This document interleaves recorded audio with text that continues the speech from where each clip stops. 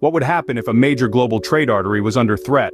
Imagine the Red Sea, a vital maritime route for global commerce, becoming a battleground. Recently, Yemen's Houthi rebels, backed by Iran, launched 15 drones over US and UK Navy forces stationed there. The response was swift and decisive. US Navy forces managed to shoot down 14 of these airborne threats, while a British destroyer intercepted another suspected attack drone.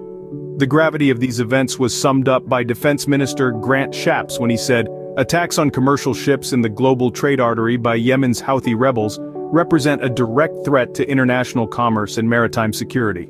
These aren't just skirmishes in a remote war zone, they're attacks on the very lifeblood of our global economy, the trade routes that enable the movement of goods around the world. But why are these global trade arteries under attack? Global shipping is not just about trade, it's becoming a target in war. As we delve into the complex narrative of the Israel-Hamas conflict, we find that global shipping plays a pivotal role. Now, why is that? Well, groups like Hamas and the Houthi rebels, who are backed by Iran, have been using strategic sea routes as battlegrounds. These maritime arteries, vital for global trade, are being threatened. The Red Sea, a bustling waterway, has been the scene of numerous attacks on vessels. The Houthi rebels have launched a series of these attacks, turning peaceful trade routes into zones of conflict. But it doesn't stop there. They're not just targeting ships. Drones and missiles are being deployed, some of which are aimed directly at Israel. The conflict is no longer confined to land. It has spilled over into the sea, turning global shipping routes into chessboards of geopolitical power plays. And those caught in the crossfire?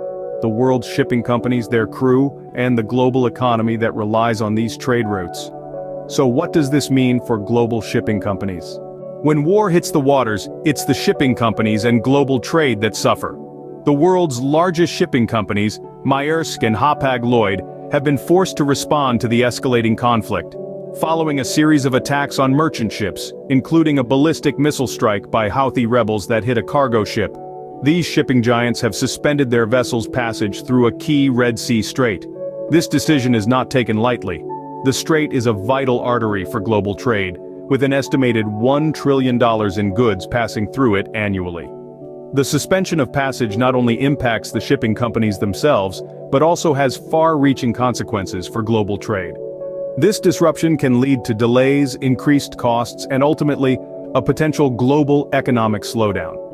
In an interconnected world, conflict in one region can ripple across the globe, affecting industries and economies far removed from the battlefield. The threat to global trade arteries is real, and the impact could be catastrophic.